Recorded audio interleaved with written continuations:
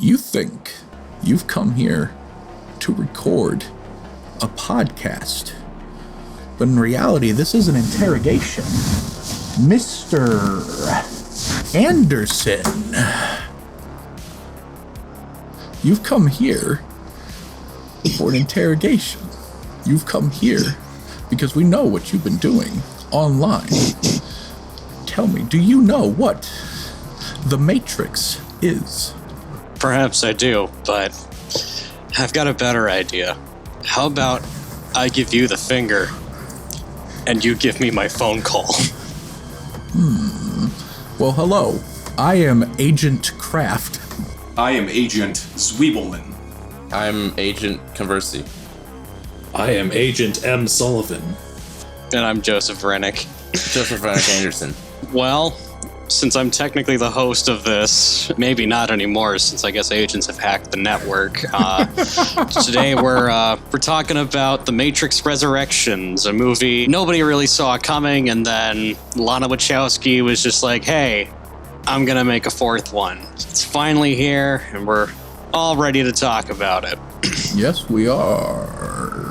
Gonna talk like that the whole time. Well, I'll start with the first question here. As I mentioned, this is directed by Lana Wachowski, who is a very interesting filmmaker, and more often than not, she's teamed up with her sister Lily, but not for this project. I believe due to being overwhelmed and having family traumas, she decided to pass on this. But I gotta ask everybody in the chat. I think they're interesting filmmakers to talk about, and let's try to refrain from talking about the first Matrix as much as possible, because I know we're gonna want to do a podcast on that at some point in the future. What are your thoughts on directors Lana and Lily Wachowski? What do you think of their style? Why don't we go with Mr. Conversey, or Agent Conversey? Affirmative. Well, I guess I'll start by saying I wish I liked them a lot more than I do. Now, don't get me wrong. They have some really strong highs, and I really respect them. As far as, the big blockbuster directors of, the past 20 years ago, they gotta be up there for me for, as far as, respect goes for just, how, daring they can be. And, how they really do try and push the envelope every time. These are people who really do care about saying interesting things. To be fair, I guess I can't say anything too definitive since I haven't seen everything. I still haven't had a chance to see Bound. I haven't watched Sense8. I've not seen Jupiter Ascending, for better or for worse. For better. Yeah, I think I love The Matrix. I admire the first two sequels, even though they don't work all that well for me as a whole. I haven't seen Cloud Atlas since high school, but I really, really, really loved it at the time. Granted, I feel like it's at best a dime in the rough from what I remember of it. I feel like it really drops the ball in some cases. My feelings on that movie perfectly encapsulate my feelings on the Wachowskis in general. Really daring, really high highs, but oh man, there's some messy stuff in there. Like Tanner, I think Speed Racer might be my favorite movie of theirs. It's the only other movie of theirs besides The Matrix I know of where I feel like everything they're trying to do, I feel like they achieve well, artistically. I'm angry, I'm sad, every other negative emotion for the fact that the Wachowskis are the only ones we have to be weird and interesting in the blockbuster scene. Also, they're very horny in their movies, which is definitely refreshing. In today's sexless blockbuster scene, there can be a puritanical edge to American movies, I feel like sometimes. I'm starting to run out of steam, so I'll let it go to our fellow agents. Why don't we go with Agent Sullivan? I think I've seen the same set of movies. I would personally say out of those, the original Matrix is my favorite of those. I do enjoy basically what they do with all their movies as far as I've seen, though. They have a very particular style to them. They're able to really capture these really fascinating worlds. At some point I need to check out their other films like Jupiter Ascending, Bound, Sense8. Unfortunately, because Lana solo directed this film, there's apparently a guild rule that kind of prevents them from co-directing again. They can do it, they just can't be credited properly. Happened to the Coens for 15 years. I don't think they were properly credited as the Coen brothers until The Big Lebowski. Which is unfortunate, and hopefully they'll eventually be able to work past that, because I think that as a team they can make some really interesting films. Yeah, I guess that's my 2 cents on them as directors. All right, I'm gonna hijack. Can you please raise your hand if you've seen Bound?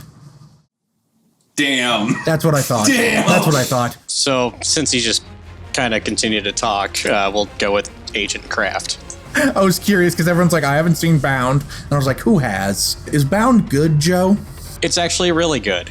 Yeah, I hear nothing but great things about it. That is their only pre-Matrix movie, right? Let me give you a quick rundown, because they wanted to make The Matrix first, but they needed to prove that they could make a movie. So they submitted 3 screenplays. One was Assassins, which was directed by Richard Donner. Apparently they're not happy with it. I've not seen it. That they're not the biggest fans of it, but it gave us the gif of Antonio Banderas doing this, or whatever, like leaning back. Yeah, that's where that's from. Thank you, Lana and Lily, for giving us that. Thank you. Matrix 1 and Bound are like their only 2 universally liked movies, as far as I'm aware. And it's honestly kind of astonishing that The Matrix is their second movie. It's really interesting because usually when you see directors go from, like, to get like some indie directors made like a $2 million movie and then plot them into a $150 million movie and expect them to like be able to like make the jump well and like be able to have a creative voice to handle that responsibility well and not just be a yes man. The fact that the Wachowskis were able to like make that leap is just amazing. The first Matrix is the Wachowskis through and through. I'm not going to get into that though, as Joe asked. They're hit or miss, but for me, I think way more hits than misses.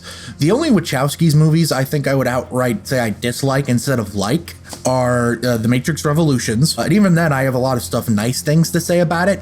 Like the third act, Agent Smith versus Neo fight, where they're all flying and it looks really awesome in the rain. Like, I love that. It's just the however many minutes before that I'm not the biggest fan of. There's like a 45-minute battle for Zion that I honestly consider pointless. And like Rein was saying, my favorite Wachowskis movie is Speed Racer. If you want to adapt an anime into a live action, that's how you do it. It takes advantage of the live action medium to do its own spin on it, and it's ridiculous and over the top in a very intentional, good way. But at the same time, it feels very grounded in the emotional storytelling. It looks ridiculous in the visuals, but that's just big and bombastic and colorful. But at the core, the human emotions are really simple and really incredibly well executed. That 5-minute final race sequence never fails to make me cry every time I watch it. We will do that someday for the podcast, probably next year, as it is my favorite movie of 2008. Yes, that's right. I like it more than The Dark Knight. Fight me. After that, I remember loving Cloud Atlas in high school. I'm a bit afraid to revisit it now, considering all of the elements on it that I know have probably aged poorly and maybe weren't that good at the time either. Yeah. But I think I'll give it a shot someday. My biggest hurdle is just, damn, that movie's long. Isn't it like 2 hours and 40-something minutes? It's literally like 10 minutes away from being 3 hours. Yeah, it's a long movie. And then Jupiter Ascending is the only movie of theirs that I don't like it. Eddie Redmayne sure is doing something in it, though, that's funny. I don't know what the hell it is, but it's entertaining. And then I haven't seen Sense8, but I've heard nothing but great things, and Austin threatens to kill me every time I say I haven't seen it. I have an ex who thinks it's the worst show ever. I'm gonna make you tell me later. That's all I know about it. That's good to know. Agent Zwiebelman, how about you? You're the last one to go before me. I would say the best thing the Wachowskis have ever been involved with is Ninja Assassin. To break a little bit from the crowd here. Oh yeah, didn't they produce that? I did not know they were involved. I feel like you just made that up and I'm being gaslit right now. It stars an actor named Rein, and I've been angry. What the is Ninja Assassin? I've never heard of this before in my life. It's like a guy who fights people. Ninja Assassin was directed by the second unit director of Matrix 2 and 3, who also directed V for Vendetta, which the Wachowskis wrote. Oh, I forgot they were associated with V for Vendetta. Ugh. The Wachowskis are very much a product of their time, like the dream of what a Generation X cool kid set out to be from like a grunge music reality bites standpoint. Like, it's amazing to think how much these two influenced the internet a long time ago between the Matrix movies and V for Vendetta. Like, every time you see a crappy 4chan red pill thread or the hacker group Anonymous, it's all Wachowski's, visions that they gave to the world. But speaking kind of about the internet, like, their career in film sort of mirrors the quality and development of the internet itself. Like, back in the 1990s Usenet Wild West days, they made Bound and The Matrix, and then in the weird-ass sort of MySpace decade we call the aughts, they made V for Vendetta and Speed Racer, which Speed Racer's like a personal favorite of everyone here. But then you get to like the iPhone era, where everybody decided to throw their anonymity out the window and see who could be fastest to give all their private data away online. And it's sort of like that broke the Wachowskis. The internet became 9 apps and the world became 6 corporations, and then they made Jupiter Ascending and Cloud Atlas. What was it? I know like every film student my age spent like a long time in 2015 watching YouTube videos about how bad Jupiter Ascending was. I was there. Bright note though, they made Sense8 during that period, and it's a delightful show that's mostly just a pansexual pride parade about how hot empathy is. Not to mention a tremendous feat from a production standpoint, because it's filmed in like 27 different countries every season, which is nuts. To me, the Wachowskis are kind of like the embodiment of a Gen X stereotype. They have a scene in Sense8 where all the characters across all their different continents unite together singing the Four Non-Blondes song, What's Up? That stated, I appreciate their hippie bullshit, because it's like every generation, Gen X also got stuff right. Like philosophy is cool, they got that right, although we these days try to translate and simplify it more than the Gen X filmmakers did. Bonkers CGI worlds are cool, although we've grown to mix it more with practical when possible. Plastering a whole film with LGBTQ characters is cool. We've just grown to treat it less like a big you to the man and more like a they're here and they happen to be queer kind of thing. If there's anything that could sum it up, I like that they're filmmakers with a distinct style that shows up in everything they make. Hell yeah. Okay, my turn. I love the Wachowskis. They're some of my favorite filmmakers. I think they're geniuses personally, but that's besides the point. They practically changed the landscape of film with that first Matrix movie and have tried to continue to do it since. And unfortunately, at least from my perspective, I don't think the world was ready for a lot of them, because remember when the Wachowskis directed 2 sequels to their most beloved film? And not only that, but they shot cutscenes for a video game that would release around the same time as the second movie. And also helped write the MMO. They made a whole animated thing that just continued to explain the deep lore of it and also tie into the sequels. You ever think about how insane that is? The Matrix as a gigantic media property that only lasted for 2 years is very fascinating to me. It burned itself out quickly, and I'm glad it's back, but, They have, these bold visions. They take big swings. The only movie that's ever found, a wide audience at this point is The Matrix, and everything else has found, a small pocket of, just huge devoted fans. Speed Racer's kind of beginning to grow out of the exception because more and more people are discovering it and are okay, this is actually really good. I actually really like Cloud Atlas. I've seen it recently. Certain things aside, there is an explanation for it. It's still a bit iffy, but... A bit iffy is an understatement. Sorry. Yeah, it is a bit of an understatement, but... I genuinely think it's one of their masterpieces. Only thing of theirs that just does not work for me at all is Jupiter Ascending, and that's just because they had this huge deep lore that just really is not explained at all the best in the final product. But it looks cool. It feels like Lana was hey, I want to make this with my sister. I want to make what feels like a YA adaptation, but make it original. Because it feels like something that would be based off of a YA novel, right? Yes. It even sounds like a YA novel. The title. Yeah, I honestly thought it was at first. Anything that has a string of bullcrap words just next to each other to sound cool, it's either a Mission Impossible movie or a young adult novel.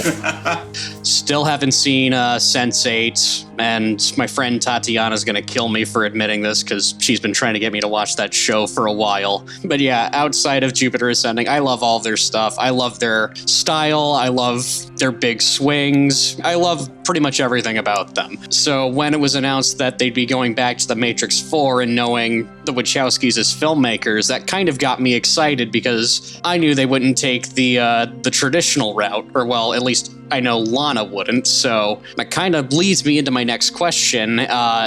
Expectations. What were everyone's thoughts going into this one? We're going to start with Agent Zwiebelman. Let's go with him first. I thought this was going to be the Honestly, every time I saw trailer 1 for The Matrix 4, my day got better. That first trailer is a work of art, and I'll hear nothing else. The viral marketing was really cool. I expected this to be a badass return to form. I was extremely excited for this movie. Excellent. Agent Sullivan, you go next. I would definitely agree that the trailer was pretty sweet. It definitely had like a vibe that was different, but like it definitely felt like faithful to the originals, and it felt like it was going to be a really fun movie. One subtle detail that I noticed in the trailer that really made me interested was that at the very end of the trailer, the font that they use for the text is the font from the original Ghost in the Shell movie. And it's pretty widely known that Ghost in the Shell was one of the big influence on the original Matrix. So I thought that that was an interesting little homage that they snuck in there, and that kind of made me interested to see where we'd be going with this one. Agent Conversey, you're next. Until the trailer dropped, and I was just going off of vibes and just expectations, I was really there was a part of me that was worried this was just going to be Force Awakens but with a Matrix paint job. But with the Wachowskis being the Wachowskis, I assumed that would really only happen if they were just being like, I don't know, like they were just like forced to do this, like they had no other interest otherwise. I assumed it was going to be kind of like a fun, interesting mess. That was my more realistic expectation. And then the first trailer dropped, and it was, I like to pretend that I can't be suckered in by cool looking commercials, but it was a cool looking commercial. We don't use that word in here. You corporate commercials won't trick me. I am a smart man. It worked its magic. The music's welling, the use of cuts, the shot choice. Yeah, it worked on me. So then I was excited. Hell yeah. Agent Kraft, go. Similar to Rein, before the first trailer dropped, I was just like, it might be cool, I guess. Jupiter Ascending wasn't that great, so I don't know what the hell they can do. And there's only one of them this time, so that's kind of weird and interesting. But Keanu and Carrie-Anne Moss were interested in coming back, so that must be worth something at least. And then that first trailer dropped, and Joe was living at me with at the time when the first trailer dropped. We got up early to watch it. We did. Because we knew it was dropping at 7 a.m., so we got up early to watch it. And that first trailer was amazing. It blew my mind thinking, wow, it took them this long to use White Rabbit for one of these movies. I feel like that was such a gimme before. And so I was getting real excited, but I wanted to moderate my hype a little bit. Then the second trailer came out, and dare I say it, I think the second trailer was better than the first one. The second trailer just got me even more excited. There's a very specific moment in the trailer with John Groff's Agent Smith, where he goes, Mr. Anderson! And it cuts back and forth between Hugo Weaving and Jonathan Groff yelling it. That gave me chills. My hype started going into like overdrive at that point. I went, this movie's gonna blow my mind. And then this is where I get to have fun. I know someone who worked on the movie. He had seen the entire movie beforehand, so he told me things about it that I didn't want to believe that later turned out to be true. Like, the action scenes are really underwhelming. It's way more romance heavy than the first three movies, and it's way more comedic than the first three movies. And I went, this guy's bullshit. He didn't really work on the movie. And then the early reactions and reviews started coming out, and I went, oh my god, he wasn't lying. So I tempered it a little bit. And I can't tell you what I think. Joe Vrenick won't let me. I'm in his dungeon. Please help me out. You're going to imprison me after I just got free. I know it doesn't seem fair. Yeah, no, you can't say anything yet, so keep your mouth shut. I don't know why I'm doing a hand gesture. Now it's my turn. As I did mention, yeah, I was really excited. I remember the day that it was, like, announced, actually, that a Matrix 4 was happening, and immediately, like, several questions came to my mind. Like, what does a Matrix movie look like without Lily Wachowski? How the are Keanu and Carrie-Anne Moss back? What does this mean? Wait, Hugo Weaving dropped out because of scheduling conflicts? What is going on here? Had all of these questions, and yet I trusted Lana Wachowski because knowing kind of like her sensibilities and just like how she makes movies, there is clearly a reason for it. So I was like, okay, I trust you. Let's see where this goes. And then that first trailer dropped. As Tanner mentioned, we got up early to watch it. My mind was blown. I think I watched that thing hundreds of times. We had it on repeat for a while even. Isn't that right, Tanner? Yeah, I'm pretty sure like I would play it at least 3 times a day when you were around. Yeah. And you would no joke, like, all right, I'm going to look up a video. You just start playing the Matrix trailer. Remember when my dad came over and before I let him leave after movie night, I said, hold on, you got to see the Matrix trailer. I do remember that. I don't even remember what movie we watched, but I think it was Moneyball. We watched that trailer so many times to the point where I was just like, okay, this is all I need. I am hyped. I want to go in knowing as little as possible because I want to be surprised by what's to come. And thankfully, I was able to do that despite going to No Way Home and having the second trailer play for me. I was able to forget, thank God, because it was the only time I had watched it, and I just kind of let it die out of my mind because, oh hey, Toby and Andrew are back. That's just going to be on my brain for a while. The only thing that I remembered from that trailer was I still know Kung Fu, and I'm just like, you know what? Of all the things to just remember, that's fine. That's such a trailer line, too. You mentioned trailer lines. I think back to the first movie and how, like, the unfortunately no one can be told what the Matrix is. That is such a trailer line. The Wachowskis are really good at that. Now that we've talked about expectations and how we felt about all of the promotional stuff going in, let's get to the actual movie. What did everyone think of Matrix Resurrections? We'll start with Agent Kraft. We'll go with him first. Oh, screw me. Okay. I think if I wanted to sum it up concisely, I think the best way I can describe it is that the first hour and the last 30 minutes of this movie are absolutely incredible, gobsmackingly brilliant. That hour that rests between that first hour and last 30 minutes, ooh, that is a very rough patch. Thankfully, the first hour and the last 30 minutes are so brilliant that it ultimately makes it up for me. I gave it like 4 stars, leaning on 3.5, honestly, but I ultimately decided on 4 stars because I definitively had a very good time watching it in the theater opening night with my dad. But there was this dude next to me in the theater who was very excited at the start, and I could just hear his happiness drain as the movie went on. Which was very funny to watch in real time. How, like, by the end of the movie, he was like, so that happened, I guess. Cool. Overall, I enjoyed it. I think in terms of, like, the really strong bits, I love the meta commentary of the first hour or so. I think all that stuff's really interesting and kind of like, whoa. I think this is Keanu Reeves' best turn as Neo in terms of performance. It helps that this is arguably the most he's being given to do in the role, but I think it's his best turn as the character. I think Carrie-Anne Moss steals every scene that she's in and really just steps back into that role perfectly. I like Candyman as the new Morpheus. That's really fun. What a year he's had for playing legacy characters, right? Right. With a few exceptions, I think a lot of the action scenes are just bad. Not even like, oh, it's kind of weak. I think a lot of them are just straight up bad. Thankfully, the Smith versus Neo fight in the middle and the final when it turns into a zombie movie out of nowhere at the end, I think those two set pieces really work. But then there's the fight right before the Smith and Neo one with the French guy, and I don't even pretend to know how to say his name. The Merovingian. The Merovingian, with the fight with the Merovingian. I'm not even joking. When I watched it in the theater, I thought I was having a stroke. I was genuinely terrified I was having a stroke because I could not tell what was happening for the life of me. The Merovingian just kept like mumbling things to himself, and I'm like, am I supposed to understand what he's saying? Is he talking French? I don't know what's going on. I think the outside of the Matrix stuff is really interesting. I like that the humans and machines seem to have kind of bonded. Neil Patrick Harris steals every single scene he's in. Honestly, I think he's my favorite part of the movie is Neil Patrick Harris. There's a scene in the middle with a horrible slow-mo effect that I do not like at all, but he in it is so great. It's just a gigantic exposition dump, but the only reason it works for me is because Neil Patrick Harris is just so perfect in this part that it manages to tie it all together. I like Groff's take as Agent Smith, though I will admit I think I get why Lana wanted Hugo back.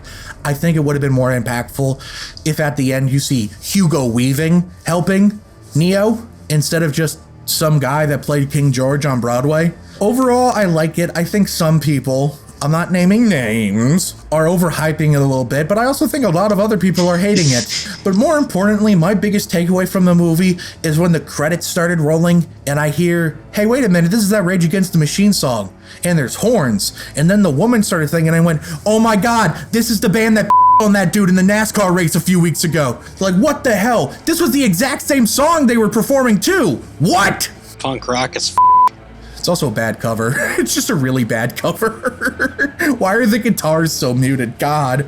All right. Mr. Conversey. Agent Conversey, sorry. Yeah. I'm not an agent. Yeah, I liked it. How much? It's hard to say.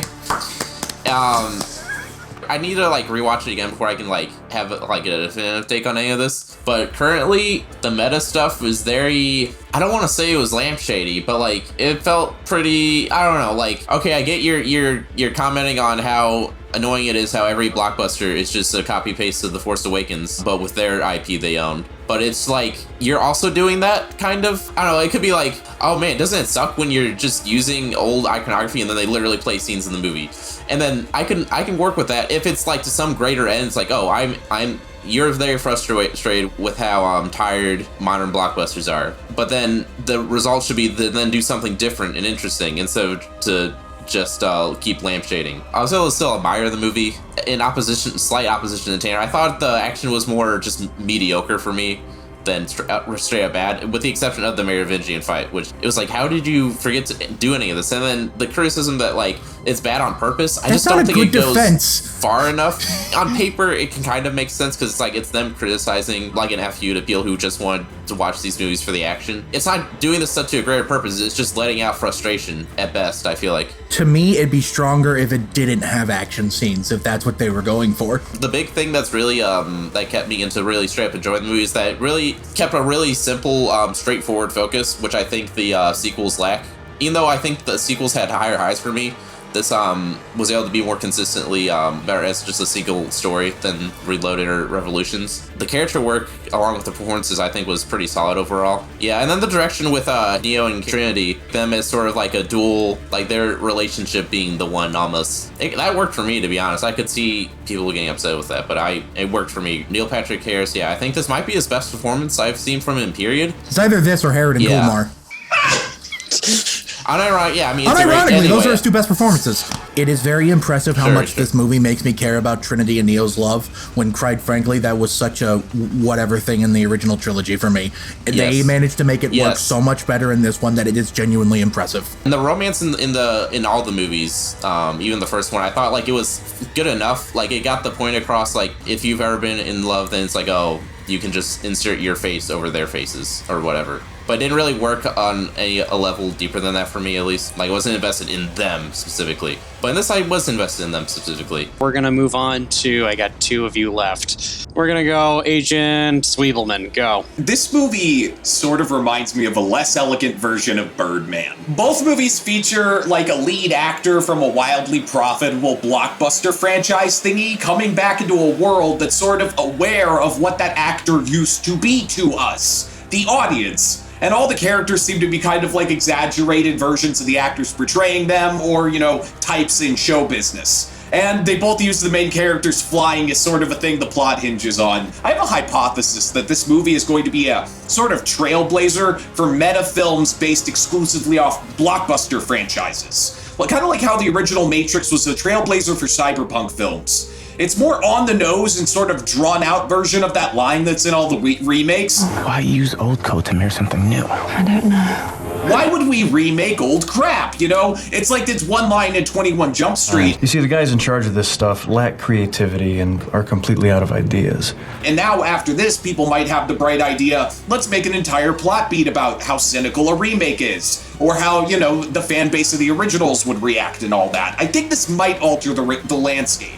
Watching sort of all the struggle that existed outside the Matrix in former Zion and IO reminded me of actual leftists. Like, you could actually have Jesus on your side and still kick each other's asses harder than you'd expect. Maybe there's no foundation to the rumors that you disappeared because you were working with the machines from the beginning. Morpheus, stop. Pain. The names of the robots made me want to die. Sabebe, Octocles, and Luminate with an 8. Why? Kill me. The scene in the bathroom where Morpheus strolls out of the stall is an excellent Candyman reference. It's hilarious that The Matrix is featured in a planet in Space Jam 2 and that this has a character named Bugs. Warner Brothers kind of sticking their head in. I saw a picture that called this Free Guy for Theater Kids, and I think that's fairly on point.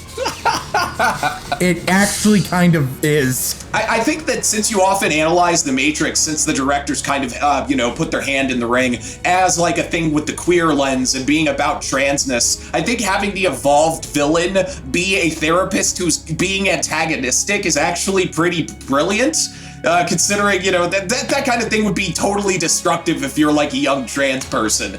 And also, like, on that therapist level, the performance was great, of course, but it sort of reminds me of that thing everyone keeps saying with, like, low sci-fi and high sci-fi, how if you're trying to mimic the real world, it's more like Aldous Huxley's Brave New World and less like Orwell's 1984. I think they made a cool thing where the old Matrix was 1984, it was trying to brutalize you, and in this new one, they have like Neil Patrick Harris's monologue about how people don't get out of their pods, they like it here. The best part, zero resistance. People stay in their pods, happier than pigs in shit. I think they did the evolution from old Matrix to new Matrix pretty well. And then other than that, it's basically the same as Tanner. I loved the meta stuff in the first hour. I think the ending's cool. And then the stuff in the Matrix, I think if you're rewatching the movie in the future, just fast forward through that, you'll have a better time. Those are my thoughts. I do think it's interesting you bring up the queer themes, because I saw a really great tweet today talking about how I think it is a very intentional decision that Neo and Trinity are the only ones who can see their true selves. Yes. Like, when they look at each other, they see their true selves, not the fake identity that everyone else sees. Absolutely perfect. Right. All right. Agent Sullivan, go. I like the ideas presented in the movie, but then just as a movie, a lot of times I'm just not vibing with it, I guess. It's kind of like what they were saying, first hour is great, ends pretty solid. There's just a lot of dragging. And I do like the movie as just basically Lana Wachowski giving the studio the finger saying, "F you, the Matrix is mine, you're not going to take it from me." I'm sure you can understand why our beloved parent company, Warner Brothers, has decided to make a sequel to the trilogy. What? Yeah, there's just like a lot of stuff that I didn't really enjoy that much. Like, a lot of the fight stuff was not as good as the other ones. For what the movie's trying to do, I do understand kind of the choice of casting the Agent Smith guy as just like this basically a Silicon Valley douche bro type. I think it works for what the movie's trying to do, but man, I miss Hugo Weaving. What can I say? He's very charismatic in a very specific way, and that's a big part of what made the other three Matrix movies really enjoyable to watch, was his performance. It's kind of like what you guys were talking about on the Spider-Man cast with Willem Dafoe. He has a very specific energy that you don't really see anymore. That was a big part of I'm not that big on Marvel, but just seeing Willem Dafoe in that movie was incredible. I think that Hugo Weaving could have brought that kind of energy, but I mean, if schedule conflicts happen, it is what it is. Overall, mixed feelings on the movie. I enjoyed aspects of it. I think some things could have been more enjoyable for me personally. I don't think it's a bad movie. It's not my favorite of the Matrixes. This is not over yet. I will sequel franchise spin-off. All right. Fair. I'm ready for the love fest, baby. Give it to us, Brennick. All right. So I'm saving it for last. I'm probably the one out of everyone here that liked it the most. Are there complaints about it that I can understand? Yeah, absolutely. The Merovingian fight, I mean, his presence in general, I don't think really worked, unfortunately, and I like that character. His stuff didn't work. The action in that scene up until Smith and Neo have their little fight in the basement really did not work, and I think part of the problem is the location. Just narrow hallways and stairs. There's not a lot of room for them to work in. So, yeah, outside of that, though, I loved it. As I said on Letterboxd, f*** you, this movie rules. Where do I begin? There's a lot of big swings that Lana takes in this, particularly at reboots and at Warner Brothers specifically, that I personally think work. I think it's probably the most punk rock she's been since the first Matrix, and I'm glad that that's in a movie. It's great to see Keanu Reeves just fit so naturally into this role and actually do something kind of different with the role of Neo in this one. I don't think I've ever seen Keanu Reeves play someone with severe anxiety, and I was just like, I feel that, man, I feel that. Carrie-Anne Moss just came back and was just, it was like putting a really nice shoe back on that you've not worn in a while, and it's just like, it fits perfectly. My name is Trinity, and you better take your hands off of me. We've all said it, Neil Patrick Harris steals the show. His performance is legend. Wait for it, dairy. It's gonna be legend. Wait for it. And I hope you're not lactose intolerant because the second half of that word is dairy. Yes, I went there. I don't care. I want to talk about the middle portion that everybody's been kind of poo-pooing on. I get it. It's definitely the slower bit. That being said, I only get like really like super nerdy about like certain things and its deep lore. The Matrix is one of them, so just seeing like a whole expansion of that just kind of like right in the middle, that was really exciting for me. Just seeing what happened within like 60 years since Trinity and Neo died, which that was an interesting take, having them died 60 years ago as opposed to 20. It's also just nice to see Jada Pinkett Smith back, because I actually like that character, and I've played that video game. Yeah, no, I really loved it. And there were plenty of moments that I absolutely loved. So we're going to move on to the next question.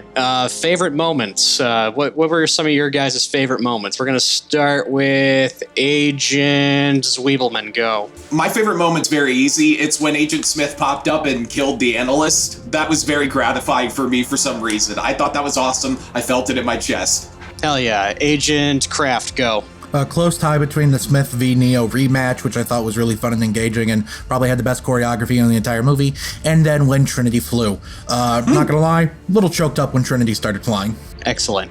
Tim, go. Agent Sullivan, sorry. God, don't misname me. Jeez. Isn't it supposed to be the agents that do that, though? Goodbye, Mr. Anderson. My name is Neo.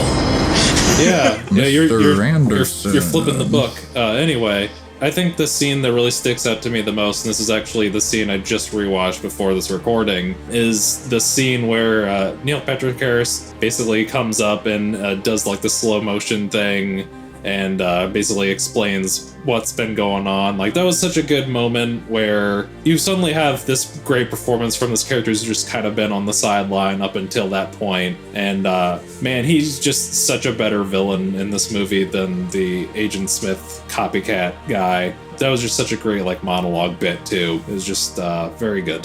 One quick bit that I actually want to add about the Neil Patrick Harris scene. I actually really liked that, despite it making me feel nauseous, what they did with the camera in that. Yeah, I enjoyed that little for me. bit. I just thought it looked bad. It reminded me of Requiem for a Dream. My favorite moment in the entire film is they're in Simulate, having their big fight there. Firstly, love the name Simulate, but they're having the big fight in Simulate, and they've finally awoken Trinity. And it's that big moment where all the SWAT cops and policemen and agents are just like piling up on top of them, and they're just struggling to just like reach for each other.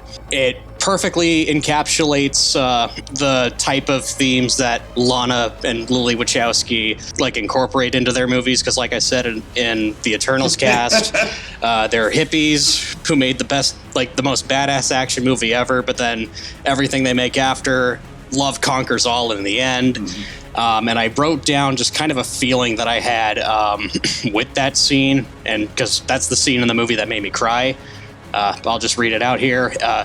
Try to imagine having difficulties, nay, struggling to fight for what you love for a very long time, and then right on the verge of everything being lost and all for nothing, everything goes correctly and harmony is once again found. Now try to imagine a more realistic version of that and not having the happy ending you want to have happen. Yes, that's why it hits home right now, but damn, I want to believe, and maybe it'll give me some hope down the line, and I'm kind of choking up right now. Throw up the counter. So that's where I'm wrapping it up on final thoughts. All right, so it's time for Tanner's Trivia Corner.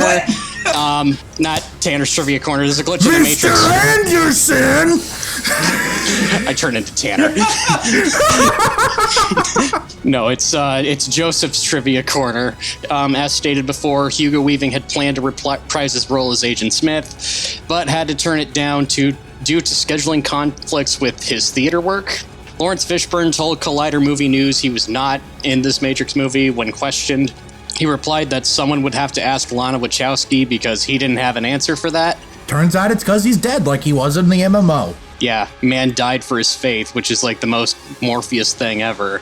Oh, The guy named Chad, Trinity's fake husband. That's a funny little Easter egg because that guy is Chad Stahelski. He directed the John Wick movies with Keanu Reeves, but if you want to really dig deep into it, he was Keanu Reeves' stunt double for the Matrix trilogy. Which is just a beautiful meta.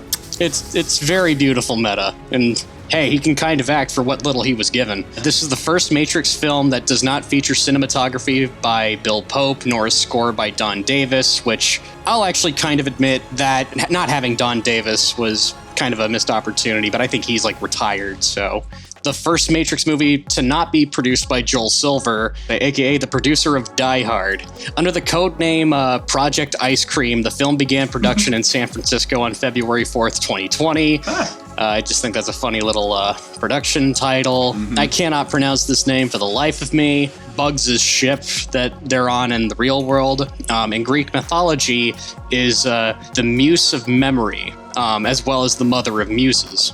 Yeah, that's pretty much it for trivia on Matrix Resurrections. Final thoughts, you guys? We'll start with Agent Kraft. Mr. Anderson, you have done a sufficient job hosting this podcast about a movie I rather enjoyed. And I may have some flaws with it, but I most certainly think it's worth seeing, and it breaks my heart to see it bomb as hard as it is at the box office. The second movie that I really, really love, and I'm hosting it, and it bombs at the box office. Sorry, Suicide Squad. Project Popcorn's almost over. This shouldn't happen anymore. Or at least if it does, the answer won't be HBO Max. Right. Yeah. Agent Sullivan, you go next. Good movie. I have some issues with it, but there are things about it that I enjoy, and that has some interesting stuff conceptually. All right, Agent Conversey. I feel like I've explained my thoughts well enough. I'll just end with one little tidbit. As my hot take is, world building is the most overrated literary term idea in the past 10 years. But even with that being said, I really like the world building in this movie. Like the idea that the machines like had their own civil war over the morality of using humans as labor or as batteries. I think that was super cool. And then having IO just as a city, everything about that, great. Rein is lampshading himself. He must be deleted. Agent Zweebelman, you're next. It was fun to see all these characters come back. I'm happy with the ending they gave it. Some parts of it are boring, but who cares? This is real life. You can fast forward through it. But we'll always have those good parts forever now. Hell yeah. My final thoughts are, I loved it. There's no way that this is going to get a sequel. Even if it did, I would have been hyped for it. Hell, I would just be hyped for another Animatrix. Hell, I honestly wish that they would make another Animatrix for all the stuff that's happened since the third movie, but whatever. I got Matrix 4 and I was very satisfied with it, and if that's where everything ends, you know what? They ended it as good as they could. And that wraps up our podcast on The Matrix Resurrections. Thank you all so much for watching. Go ahead, give us a like down there. If you liked us, hit the subscribe button. If you love us, hit the bell icon so that you know when the videos come out. Leave a comment down below. What did you think of the Matrix Resurrections? What are your favorite moments? Would you want to see an Animatrix 2? Let us know down below. Check us out on all of our audio platforms, Spotify, Anchor, Apple Podcasts. Go to the link tree. You'll find us all down there. Nobody ever promotes the Patreon, so I'm going to promote it right here. Check out the Patreon.